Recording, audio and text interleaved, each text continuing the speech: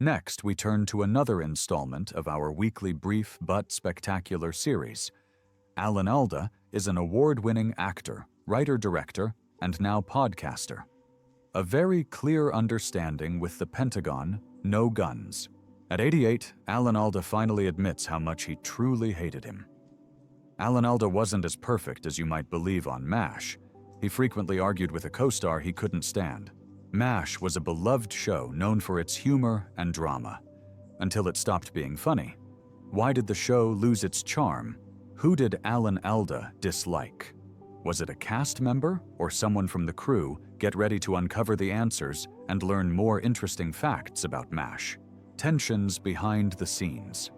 During the filming of the second season of MASH, a bit of drama unfolded behind the scenes. Alan Alda, the beloved actor who brought Hawkeye Pierce to life, and Jackie Cooper, a director on the show, weren't exactly best buds. It seems like they had different ideas about how things should be done on set. Alan, known for his quick wit and improvisational skills, wanted more creative freedom for the actors. He felt that some of the strict rules and directions from Jackie were stifling their creativity. Alan wanted to explore the characters and bring his own unique touch to Hawkeye, but he felt limited by Jackie's traditional approach to directing. Jackie, on the other hand, was a seasoned pro who had been in the business for a long time. He likely expected the actors to stick to the script and follow his directions closely. This difference in working styles led to some tension between the two, with Alan perhaps pushing back against Jackie's authority. Alan cared deeply about the show's quality and wanted it to be the best it could be, but he felt that Jackie wasn't putting in the same effort or passion, which frustrated him. Jackie, however, had a different perspective. He found Alan to be a bit difficult to work with. Alan was known for being strong-willed and wanting things done his way. He didn't always take other people's suggestions or opinions into account, which could be frustrating for a director like Jackie, who was used to being in charge. Jackie also felt that Alan tried to take control of the scenes, making it hard for him to do his job effectively. It's like when you're building something with Legos and someone keeps taking the pieces you need and telling you how to build it. It's not very fun, right? That's how Jackie probably felt working with Alan.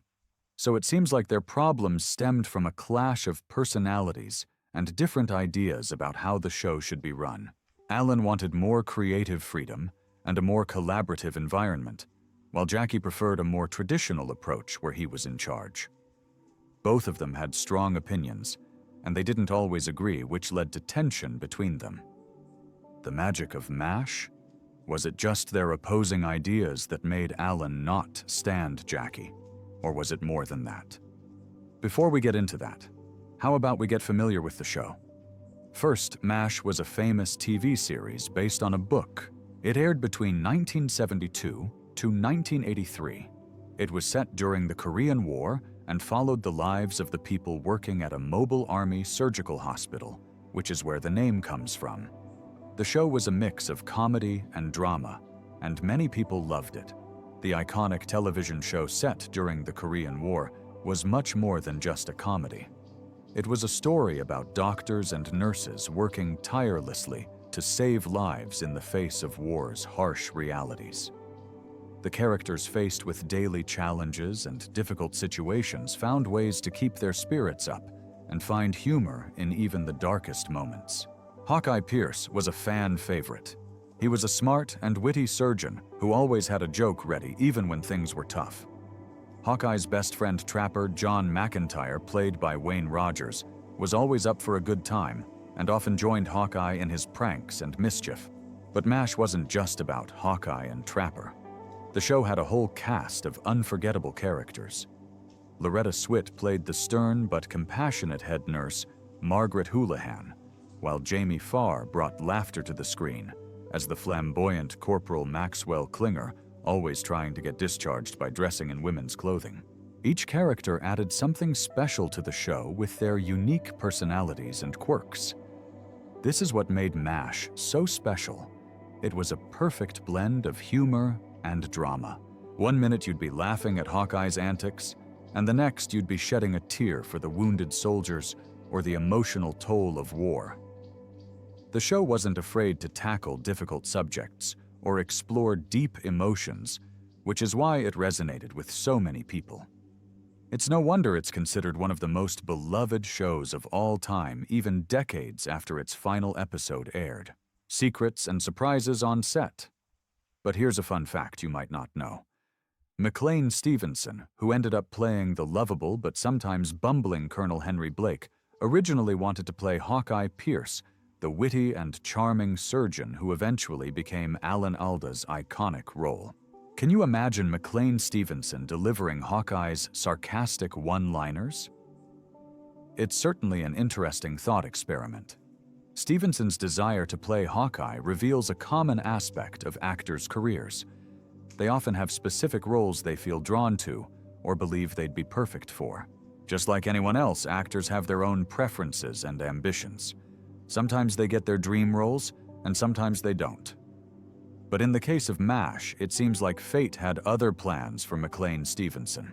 Believe it or not, some of the actors on MASH had real-life experience in the military before they joined the show. Jamie Farr, who played the lovable and quirky Corporal Klinger, actually served in the United States Army for 2 years. He was stationed in Japan and Korea after the fighting had ended. But his time in the military surely gave him a unique perspective on the lives of soldiers. Alan Alda, the star of the show, also had a military background. He served in the Army Reserves and was stationed in Korea for 6 months. He wasn't directly involved in combat, but his experience likely influenced his portrayal of Hawkeye Pierce, the witty and compassionate surgeon. It wasn't just Jamie Farr who had a taste of military life before MASH. Alan Alda also served in the Army Reserves after graduating from Fordham University. While the specifics of his service aren't common knowledge, his time in the military must have given him a good understanding of how things worked in the Army. Having this experience probably made Alan's portrayal of Hawkeye even more believable. He could draw on his own military knowledge to add a sense of realism to his character and the situations he faced in the show. It's like when you watch a movie about space, and it turns out the director actually worked for NASA. It just makes everything feel more authentic, right? Rivalries and friendships. So who was Alan Alda's real rival on the show? While some folks think it was Jackie Cooper, the director, others believe it was Mike Farrell, who played B.J. Hunnicutt. Why, well, there was definitely a competitive vibe between them on screen. They always tried to outdo each other with jokes and pranks, and they were constantly trying to prove who was the better doctor.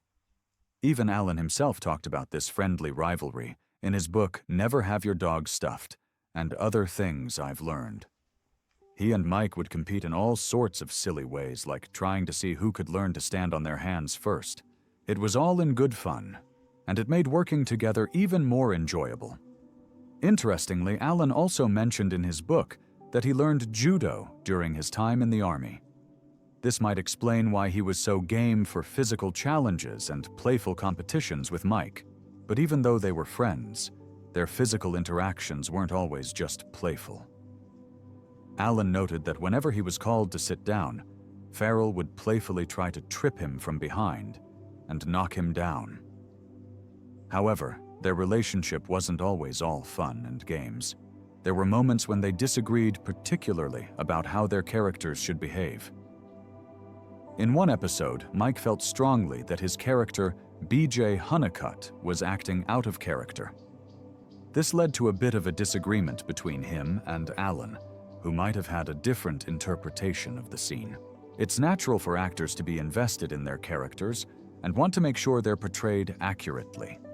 This likely fueled the disagreement between Alan and Mike about BJ's behavior.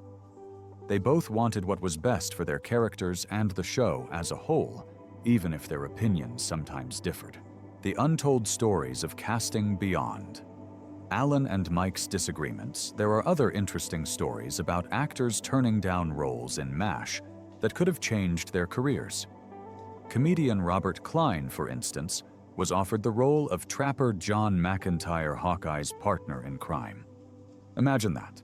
Robert Klein, the funny guy known for his stand-up comedy, could have been a part of the iconic MASH cast, but for whatever reason he decided not to take the role. Even though MASH went on to be a huge success, Klein didn't seem to regret his decision. He went on to have an amazing career as a comedian, appearing in over 100 movies and TV shows. It's clear that he found his own path to success, even without the boost of being on a popular show like MASH. Another quirky casting tidbit involves Wayne Rogers, the actor behind the charismatic trapper, John McIntyre. Unlike most actors who sign contracts when they join a TV show, Wayne never did. This meant he could leave the show whenever he wanted without any legal strings attached. Imagine the surprise of the MASH team every time Wayne decided to take off for a bit.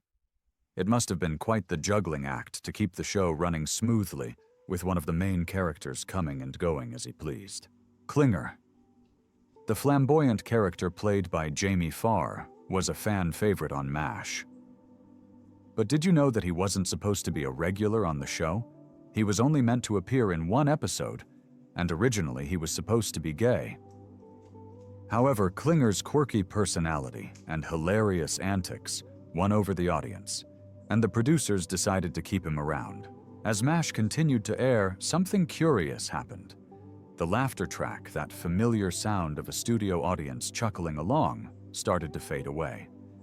It wasn't a sudden change, but gradually the laughter became less frequent and less prominent. This shift reflected a change in the show's tone and direction as it moved towards a more serious and dramatic approach. In the early days of MASH, the show's creators wanted to do things a bit differently. They thought a laugh track, the recorded laughter you hear in some sitcoms, didn't really fit the tone of the show. They wanted viewers to know that even though MASH was funny, it was also about serious things like war and loss. But CBS, the network that aired the show, didn't agree. They wanted a laugh track, which was pretty common back then. After some back and forth, the producers and CBS reached a compromise. They agreed to keep the laugh track, but they were allowed to film some scenes without it, like the ones in the operating room. This was a small victory for the producers, who wanted to create a more realistic and dramatic atmosphere in those scenes. As the show went on, the laughter became less and less noticeable. It wasn't completely gone, but it was quieter and used less often. This change showed how MASH was growing up and becoming more serious as it tackled deeper themes. It was still funny, but the humor wasn't always as lighthearted as it had been in the beginning. The enduring legacy of MASH. The very first episode of MASH, which aired on September 17, 1972, was a smash hit. It was even nominated for 2 Emmy Awards, one for the director Gene Reynolds and another for the writer Larry Gilbert. What's even more impressive is that Larry wrote the whole episode in just 3 days. That's like writing a whole book report in one night, but way cooler. With all the awards and praise the pilot episode received, it's clear that it was something special. Even though it was written quickly, it still managed to capture the hearts of viewers and become a beloved classic. But here's a secret that the cast didn't know at the time. Alan Alda, who played Hawkeye, was the only one who knew that Colonel Henry Blake was going to die. Imagine being part of the MASH cast and suddenly discovering that a major character was being written off the show without any warning. That's exactly what happened when Colonel Blake was unexpectedly killed off. The other actors weren't told about this twist until the very last minute just before filming the emotional scene. It must have been a shock for everyone, especially since Blake was such a beloved character. But surprise twists weren't the only thing that kept MASH interesting. The show also featured some big-name stars in guest roles. Imagine seeing a young Ron Howard, famous for his roles in Happy Days and American Graffiti, pop up on MASH. Or how about the hilarious Leslie Nielsen from Airplane and The Naked Gun making an appearance? Even Patrick Swayze, the heartthrob from Dirty Dancing, graced the MASH set with his presence. These guest appearances added some extra excitement to the show and helped attract even more viewers. Another surprising thing about MASH is that it lasted a whole lot longer than the actual Korean War. The war only lasted for about 3 years, but the show ran for 11 seasons. That's like watching your favorite movie over and over again, but with new adventures each time. With a whopping 256 episodes, MASH kept fans glued to their screens for over a decade. But did you know that Alan Alda did more than just act on the show? He wore many hats behind the scenes, directing 31 episodes and even co-writing 13 of them. This talented guy wasn't just a pretty face, he was a creative force behind the camera as well. Speaking of behind the scenes, let's talk about Radar's bear. Remember that cute little teddy bear Radar carried around? It was like his trusty sidekick, always there for him during tough times. But after the show ended, nobody knew what happened to the bear. For years, fans wondered about the fate of Radar's beloved teddy bear. It was rumored to be lost for 3 decades, a relic of the show's past. But in a surprising turn of events, the bear resurfaced at an auction. And guess who bought it? None other than Gary Berghoff himself, the actor who played Radar.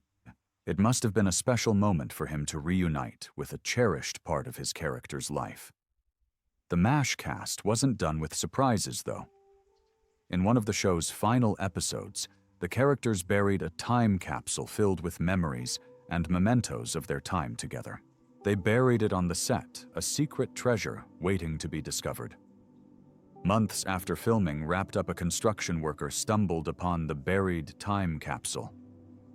It must have been a surprise for everyone involved to find the time capsule after so long. It's like a piece of the show's history was revealed, reminding everyone of the memories they made while working on MASH. Loretta Swit, who played the fiery and sometimes prickly Major Margaret Hot Lips Houlihan, was a MASH mainstay. Out of the show's 256 episodes, she appeared in all but 11. That's like being in almost every single game of a baseball season. Not only that, but she also stayed on the show for all 11 seasons, which is a pretty impressive feat. In fact, only 4 cast members were with MASH from start to finish, and Loretta was one of them. It's clear that she loved playing Major Houlihan and being a part of the MASH family. But even though Loretta was a big deal on the show, it's important to remember that all the characters were important. Even though MASH had a core group of beloved characters, some of the smaller roles were just as memorable. In one episode from 1977, the characters were actually named after the California Angels baseball team. It's a fun little detail that shows how much thought and creativity went into every aspect of the show, even the minor characters. But here's where things get juicy. One of the characters in the show was named after a writer's ex-girlfriend. It's like a little inside joke, a secret tribute hidden within the show's storyline. While it's not clear who exactly inspired the character, some folks suspect it was Patty Haven. Whether it was a gesture of affection or a bit of a jab, it's a fascinating tidbit that adds another layer of intrigue to the show's history. As MASH progressed, the actors started to become more involved in the creative process. Sometimes disagreements on set can lead to some interesting tactics. When the actors on MASH started voicing their opinions about the storylines, the creative team decided to take a playful yet challenging approach. They made the cast film scenes wearing heavy winter clothing, even though the weather was scorching hot. This was likely a way for the team to assert their authority and remind the actors who was in charge. But even with these behind-the-scenes challenges, MASH continued to entertain and capture the hearts of viewers. After the show ended, a few spin-offs were created, including one about the beloved character Radar O'Reilly. The spin-off showed Radar returning home after the war, but his life didn't exactly go as planned. He faced heartbreak and loss, eventually becoming a detective. Sadly, this spin-off only aired once, but it's a fascinating glimpse into what could have been for Radar's character. Another character who got a lucky break was Klinger. Initially meant to be a one-time appearance, his quirky personality and cross-dressing antics became so popular that the producers decided to make him a regular on the show. It just goes to show that sometimes the most unexpected characters can become fan favorites. One of the most heartwarming aspects of MASH was the connection between the actors and their characters' families. Mike Farrell, who played B.J. Honeycutt, even named his character's daughter after his own real-life daughter, Erin. It was a sweet tribute, and a way for him to bring a piece of his personal life into the show. Another fun fact is that the photograph of Colonel Potter's wife, Mildred, that you see on his desk wasn't just a prop. It was actually a photo of Harry Morgan's real-life wife. It's a subtle detail that added a touch of authenticity and warmth to Colonel Potter's character. Jackie Cooper, who directed some episodes of MASH, later wrote an autobiography called "Please Don't Shoot My Dog, Mister." In it, he shared his experiences working with Alan Alda and how he felt Alan was always trying to insert liberal ideas into the scripts. Jackie just wanted Alan to stick to his acting and leave the politics out of it. He felt that Alan was overstepping his boundaries and trying to push his own agenda onto the show. During the first 2 seasons when Jackie was directing, he and Alan didn't get along very well. They barely spoke, even though they never openly expressed their dislike for each other. It seems like their creative differences and personal conflicts created a strained working relationship. Despite the behind-the-scenes drama, MASH continued to be a success, and the final episode was a huge event. It was watched by millions of people across America, becoming one of the most watched TV episodes of all time. But did you know that the final episode wasn't actually the last one filmed? Another episode called As Time Goes By was shot after the official finale. It's a little-known fact that adds another layer to the show's history. Even after MASH ended, Loretta Swit, who played Major Houlihan, remained close with her castmates, especially Harry Morgan. It's heartwarming to know that the friendships formed on set lasted long after the cameras stopped rolling.